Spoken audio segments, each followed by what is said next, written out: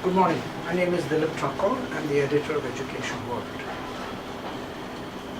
After the budget, every year we present an alternative budget on ways and means to fund Indian education and realize the target set by the Kothari Commission way back in 1966 to spend 6% of GDP on education. The common excuse of government every year on year, is that we don't have the money to invest in human capital development. I disagree. So therefore, in this year's March issue of EducationWorld, we have suggested an alternative. We have suggested ways and means to raise a sum of 5.66 lakh crore to invest in human capital development. The details are as shown now. If you look at this graphic, we have provided a resource mobilization plan for Indian education over and above the budget allocations of the center and the state governments. But this is exclusively relating to the funds that the central government can raise for investment in education. So budget 2018-19 provides a mere 85,000 crores for investment, the central government's investment in education. And we believe that it has scope to increase its expenditure to mobilize resources of 5.66 lakh crores by way of additional investment for human capital development. Now what is the breakup of this 5.66 lakh crores? So here are the various heads. The establishment expenditure of the central government is a massive 5.08 lakh crores, which is almost 20% of the total revenue of the central government. And this is only less than 4 million central government servants. So I think there is considerable scope for reducing the overheads, wasteful travel, refurbishing and other expenses of the central government's establishment and to mobilize 50,840 crores for additional investment in education. Similarly, the fertilizer, food and petroleum subsidy this year, next year, is 2.66 lakh crores. So by better targeting, reducing gold plating, etc., efficient management of this amount, you can save 13,317 crores for investment in education. But the biggest head under which there's huge scope for saving is non-merit middle class subsidies. That is, subsidized higher education, electricity, piped water, suburban rail transport, etc. Most of these subsidies are provided to the middle class, which admittedly with some difficulty pay higher amounts.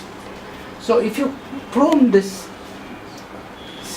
huge subsidy, non-merit middle class subsidy of 18.7 lakh crores, you by only 1%, we are not asking that middle class subsidies should be taken away completely, but you prune it by only 1%, you can save 1.87 lakh crores, which can be usefully invested in human capital development. Another head under which the central government spends a lot of money every year is interest payouts on loans, and it has taken to balance its budget. So this interest payout in 2018 is budgeted at 5.75 lakh crores. We believe that if you retire part of this public debt by a mere 10%, by stepping up the privatization of public sector enterprises, you can realize an additional sum of 57,000 crores for investment in education. Now, the next head we are suggesting is a holy cow in India. So many people are unlikely to agree. The total defense budget of India in 2018-19 is 2.89 lakh crores. And people say already that it is not sufficient. I agree with them. But I think there is some scope for saving here by cutting this by 5% to raise 14,000 crores. But the defense forces can make this up by undertaking civil construction projects like roads, bridges, etc., for which it can be paid. I really believe that it's not possible for such a poor country like India to have a defense services under full-time training. Therefore, by adding up all these sums, we can get on the expenditure side, we can save 3.23 lakh crores for investment in human capital development. Now, on the receipts side, there is scope also for raising money. The total corporate tax collected by the government to be collected is 6.21 lakh crores next year. I believe that if you impose a modest flat tax of only 2,000 rupees on all 61,381 public limited companies in India, you can raise 12 lakh crores for investment in education. The total number of income taxpayers are 28 million in India. If you ask them to pay only 1,000 rupees more each, and I'm sure no one will grudge it if it's going for a good cause, you can raise 2,800 crores. And one of the promises made by all governments, including the incumbent BJP government at the center, is to privatize loss-making and public sector enterprises. The government has budgeted an income of only 80,000 crores through privatization. I believe by going into aggressive disinvestment of public sector enterprises, including banks, you can triple this amount to 240,000 crores.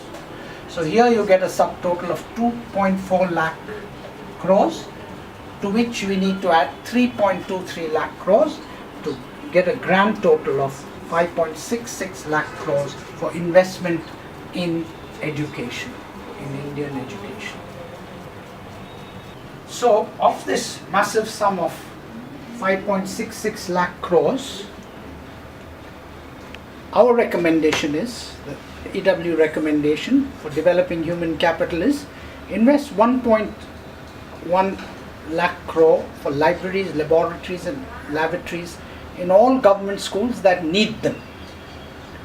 Then invest another 110,000 crore, that is 1.1 crore, in pre-primary education, that is Anganwadis established under the central government's ICDS scheme.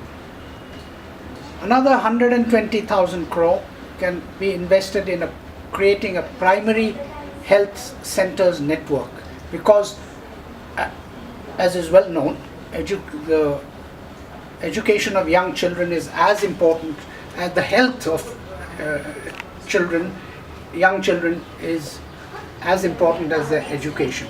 And 48% of the children below age 5 in India are severely malnutritioned and perhaps stunted. Another 80,000 crores can be invested in secondary education. That's the RSMA scheme of the central government.